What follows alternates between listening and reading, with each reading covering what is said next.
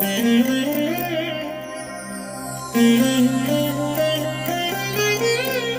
దినం పరము నుండి దిగివచ్చు మాట, ఇది నీ జీవితానికి వెలుగుల బాట, నీ ఒడిలో ఉంచబడిన దీవెనల మూట, అద్భుతాల ఆనంద ఊట. ఏప్రిల్ 1 సంవత్సరమంతా మీరు బైబిల్ చదివి ముగించడానికి ఈరోజు మీరు చదవవలసిన లేఖన భాగం ఉదయం న్యాయాధిపతులు 13, 14 మరియు 15 అధ్యాయములు. సాయంత్రం లూకా సువార్త 6వ అధ్యాయము 27 నుండి 49వ వచనం వరకు. ప్రియమైన దేవుని బిడ్డలారా, ఈ ఉదయకాల సమయంలో ప్రభు కృప మీకు తోడై ఉండునుగాక.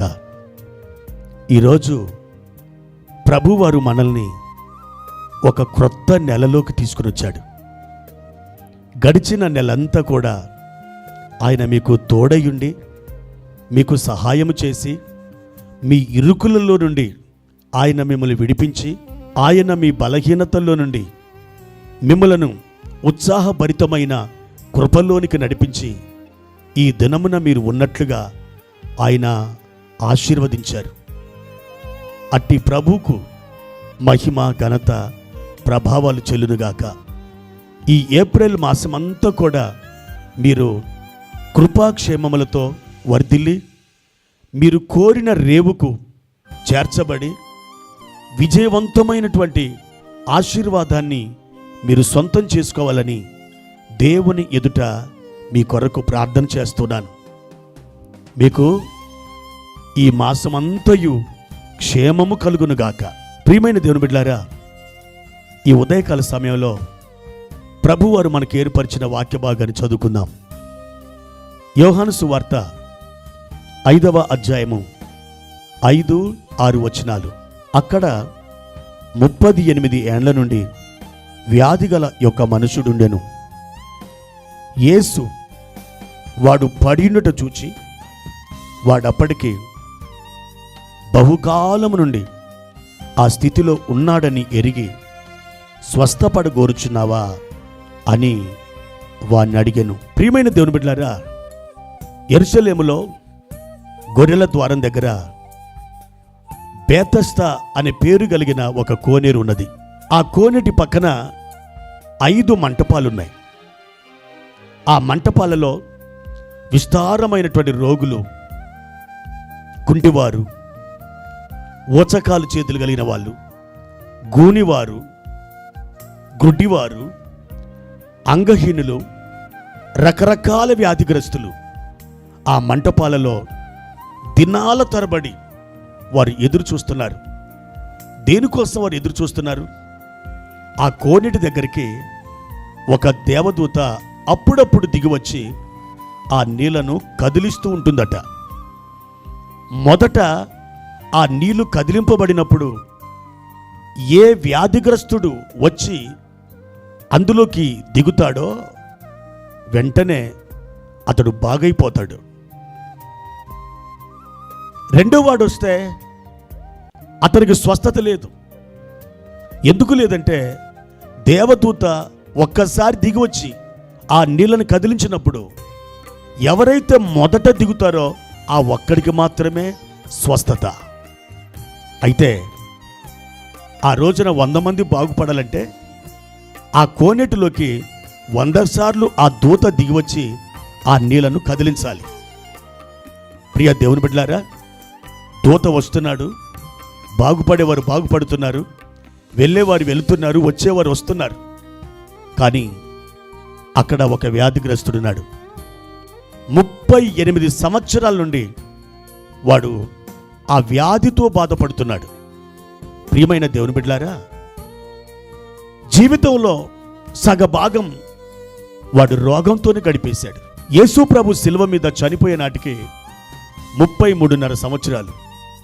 కానీ ఈ వ్యాధిగ్రస్తుడు ఆ కోనేటి దగ్గర కూర్చున్న కాలం 38 సంవత్సరాలు. అతడు ఆ కోనేటి దగ్గరికి వచ్చి కూర్చున్నప్పుడు యేసు ప్రభువారు ఇంకా మరియమ్మ గర్భంలో పడలేదు. అంత సీనియారిటీ ఉంది ఆ వ్యక్తికి. ప్రియమైన దేవుని బిడ్డలారా, బహుకాలము నుండి ఆ స్థితిలో ఉన్నాడని యేసు ఎరిగి ఆ కోనేటి దగ్గరికి వచ్చాడట. అతడు యేసుని గురించి తెలుసుకొని వెళ్ళడానికి అవకాశం లేదు, వాడు రాలేడు. కానీ యేసు అతనిని ఎరిగి అతని దగ్గరికే వచ్చాడు. స్వస్థపడగోరుచున్నావా అని అడిగాడు. అతడేమో నన్ను కోనేటిలోకి దించడానికి సహాయకులు ఎవరు లేరని బాధతో చెప్తున్నాడు. యేసు ప్రభు కోనేటిలోకి నిన్ను దించడానికి నీకెవరు లేరా అని అడగలేదు, నీవు స్వస్థపడగోరుచున్నావా అని మాత్రమే అడిగాడు. ఆ వ్యక్తి యేసు ప్రభుకి చెబుతున్న జవాబు వేరు, యేసు ప్రభు ఆ వ్యక్తిని అడుగుతున్న ప్రశ్న వేరు. అయితే యేసు ప్రభు అతని యొక్క మాటలేమీ పట్టించుకోలేదు. కానీ ఆయన అన్నాడు, నీవు లేచి నీ పరిపెత్తుకొని నడువుము అన్నాడు. వెంటనే అతడు తన పరిపెత్తుకొని నడిచాడు. ప్రియమైన దేవుని బిడ్డలారా, మీరును అనేకుల కోసం ఎదురుచూచి సహాయం చేస్తారని మీరు కనిపెట్టుకొని ఉన్నారు కదా. ఎవరు మీకు సహాయానికి రాలేదు కదూ.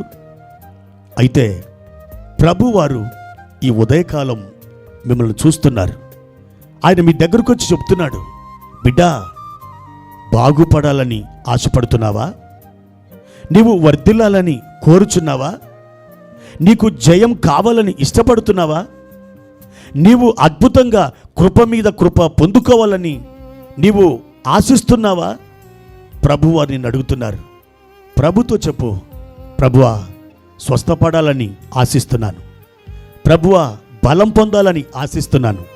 ప్రభువా, ఒక నూతన కార్యం నేను అనుభవించాలని, నా కుటుంబం సంతోషించాలని నేను కోరుచున్నాను అని ఆయనతో చెప్పు.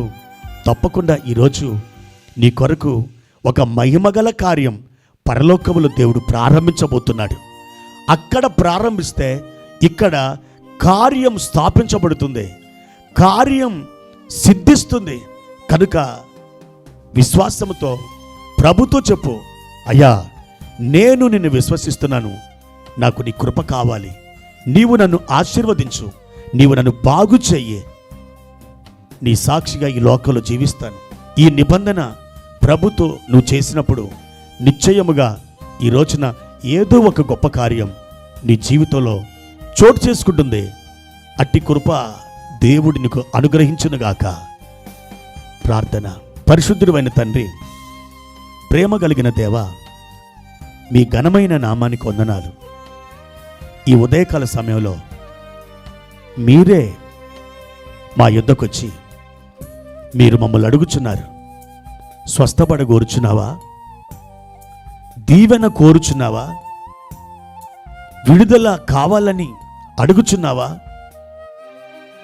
నీవు ఆశీర్వదించబడాలని ఇష్టపడుచున్నావా?